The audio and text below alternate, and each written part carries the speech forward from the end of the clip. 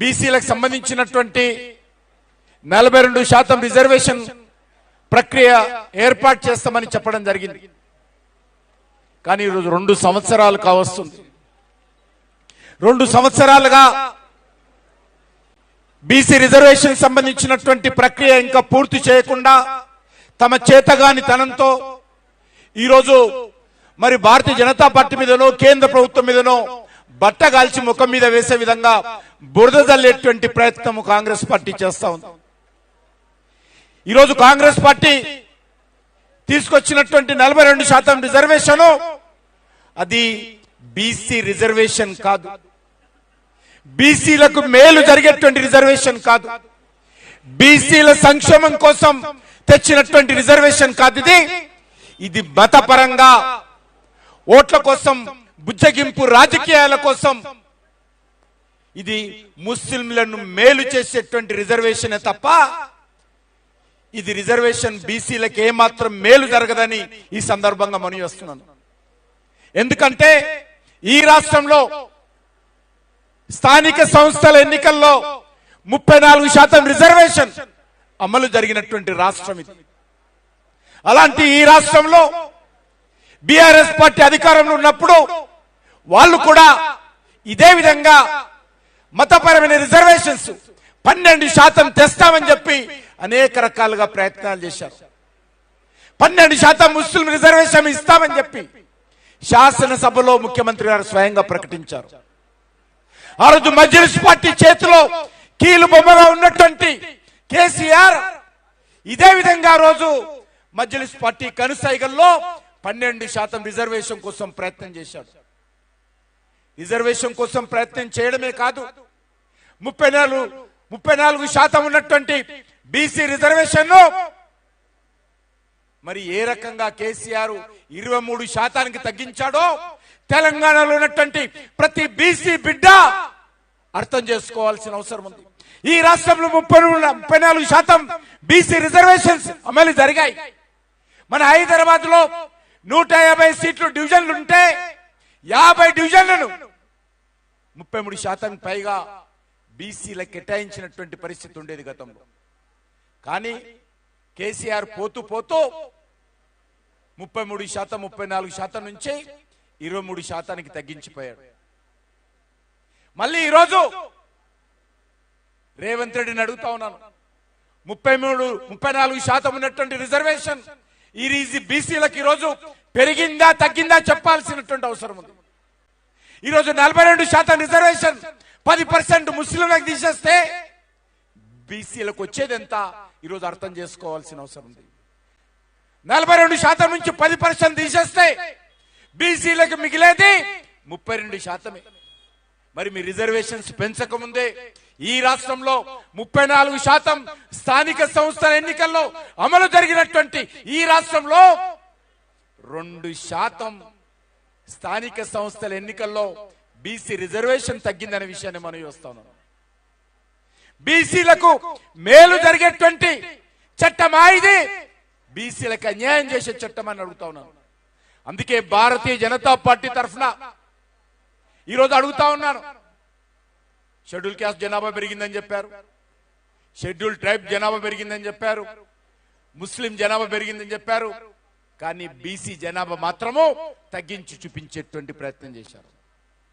సరిగ్గా వీళ్ళ సర్వే కూడా సరిగ్గా జరగలేదు. హైదరాబాద్ లో 33% జనాభా హైదరాబాద్ లో ఉంటారు. ఇలాంటి హైదరాబాద్ లో 20% కూడా ఇళ్లకు వెళ్ళలేదు. 20% కూడా ఇళ్లకు వెళ్ళి సమగ్రమైనటువంటి నివేదిక తయారు చేయలేదు. అరకొర సర్వేలతో ఈరోజు బీసీలకు అన్యాయం చేసే విధంగా ఈ ప్రభుత్వం ప్రయత్నం చేస్తుందనే విషయాన్ని ఈ సందర్భంగా మనవి చేస్తా ఉన్నాను. అందుకే ఈరోజు మనం అర్థం చేసుకోవాల్సిన అవసరం ఉంది. ఈ యొక్క స్థానిక సంస్థల ఎన్నికల్లో కానీ బీసీ రిజర్వేషన్ విషయంలో కానీ చాలా స్పష్టంగా మీరు 42కు 42% బీసీలకు మాత్రమే ఇవ్వాలి తప్ప ఈరోజు ముస్లింలకు ఇచ్చేటువంటి ప్రసక్తి లేదనే విషయాన్ని ఈ సందర్భంగా భారతీయ జనతా పార్టీ చెప్తా ఉంది. బీసీలకు న్యాయం జరగాలంటే, నిజంగా బీసీ జనాభాకు అనుకూలంగా రిజర్వేషన్ పెరగాలంటే ఖచ్చితంగా 42కు 42% ఏదైతే మీరు 10% ముస్లింలకు ఇస్తున్నారో అది తీసేసి బీసీలకు ఇవ్వాల్సిందిగా నేను ఈ సందర్భంగా డిమాండ్ చేస్తా ఉన్నాను. ఆ రకంగా మీరు చేయకుండా దొడ్డ దారితో తప్పించుకునేటువంటి ప్రయత్నము, మరి ఈరోజు మోసం చేసేటువంటి ప్రయత్నము ఈరోజు ప్రయత్నం చేస్తా ఉన్నారనే విషయాన్ని ఈ సందర్భంగా మనం చేస్తా ఉన్నాను. అందుకే భారతీయ జనతా పార్టీ తరఫున చాలా స్పష్టంగా ఈరోజు మేము డిమాండ్ చేస్తా ఉన్నాం. బీసీలకు సంబంధించినటువంటి మెడలు కోసేటువంటి ప్రయత్నము ఈరోజు 32% పేరుతో మీరు ఏదైతే రిజర్వేషన్ ఇవ్వాలనుకుంటున్నారో అది అన్యాయము. మీరు ప్రకటించిన విధంగా బీసీలకు 42% ఇవ్వాల్సిందిగా ఈ సందర్భంగా భారతీయ జనతా పార్టీ తరఫున మేము మరొకసారి డిమాండ్ చేస్తా ఉన్నాం. అంతేకాదు ఈరోజు రాష్ట్రంలో చూస్తా ఉన్నాం, కాంగ్రెస్ పార్టీ అనేక రకాలుగా ఈరోజు తప్పుడు ప్రచారం చేసేటువంటి ప్రయత్నం చేస్తున్నారు. ఢిల్లీకి వెళ్ళేటువంటి ప్రయత్నం చేస్తా ఉన్నారు. ఢిల్లీలో భారతీయ జనతా పార్టీ మీద బురద జల్లేటువంటి ప్రయత్నం చేస్తా ఉన్నారు. కానీ రాష్ట్రంలో ఉన్నటువంటి బీసీ సామాజిక వర్గాలకు భారతీయ జనతా పార్టీ తరఫున నేను మనవి చేస్తా ఉన్నాను. ఈ రోజు ఈ రాష్ట్రంలో బీసీలకు సంబంధించినటువంటి రిజర్వేషన్ విషయంలో భారతీయ జనతా పార్టీ తప్పకుండా ఈరోజు 42% రిజర్వేషన్ కావాలని కోరుకుంటున్నటువంటి పార్టీ మొట్టమొదటి పార్టీ భారతీయ జనతా పార్టీ.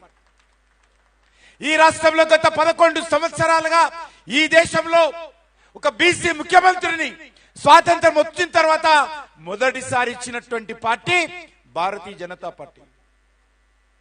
ఏ మాత్రం అధికారం లేనటువంటి బీసీ కమిషన్ కు చట్టబద్ధంగా రాజ్యాంగ హోదా కల్పించి అన్ని రకాల హక్కులు ఇచ్చినటువంటి పార్టీ భారతీయ జనతా పార్టీ. కేంద్ర ప్రభుత్వంలో 28 మంది బీసీ మంత్రులను చేసినటువంటి పార్టీ భారతీయ జనతా పార్టీ.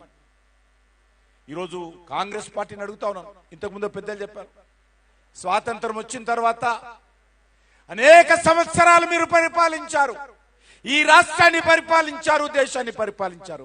ఏ ఒక్కసారైనా బీసీ ప్రధానమంత్రి చేసిన ముఖాలా మీవని అడుగుతా ఉన్నాను. బీసీ ముఖ్యమంత్రి చేసినటువంటి పరిస్థితి కాంగ్రెస్ పార్టీ రోజున్న అవకాశం ఉపయోగించుకుందని అడుగుతాను. అనేక సార్లు అవకాశం వచ్చింది. అనేక సార్లు బీసీ సామాజిక వర్గానికి సంబంధించినటువంటి వ్యక్తులు ముఖ్యమంత్రులు కావాలని ప్రయత్నం చేస్తా కూడా ఏ రోజు కూడా కాంగ్రెస్ పార్టీ ఈ రాష్ట్రంలో స్వాతంత్రం వచ్చినప్పటి నుంచి ఈ రోజు వరకు బీసీ ముఖ్యమంత్రిని చేయలేదు, బీసీ ప్రధానమంత్రిని చేయలేదు. అలాంటి మీరు ఈరోజు భారతీయ జనతా పార్టీని విమర్శించేటువంటి నైతిక హక్కు కాంగ్రెస్ పార్టీకి ఉందని అడుగుతా ఉన్నాను. అంతేందుకు ఈరోజు జనాభా సేకరణ ఎప్పుడో స్వాతంత్రం రాకముందు బ్రిటిష్ వాళ్ళు చేసిపోయారు. కానీ కాంగ్రెస్ పార్టీ స్వాతంత్రం వచ్చిన తర్వాత అనేక సార్లు జనాభా సేకరణ చేసింది. జనాభా సేకరణలో ఏ రోజు కూడా కాంగ్రెస్ పార్టీ జనాభా సేకరణ చేయలేదు. ఈరోజు రాహుల్ గాంధీ అనేక రకాలుగా ఎగిరెగిరి మాట్లాడుతూ ఉన్నాడు. అయ్యా రాహుల్ గాంధీ, మీరు అధికారంలో ఉన్నప్పుడు మీ నాన్న అధికారంలో ఉన్నాడు, మీ నాన్నమ్మ అధికారంలో ఉన్నాడు, మీ తాత అధికారంలో ఉన్నాడు, మీ పార్టీ అధికారంలో ఉంది. మీరు పెత్తనం చేస్తూ యూపీఏ 10 సంవత్సరాలు మీ పెత్తనం చేస్తున్నటువంటి పార్టీ అప్పుడు కాంగ్రెస్ పార్టీ అధికారంలో ఉన్నది.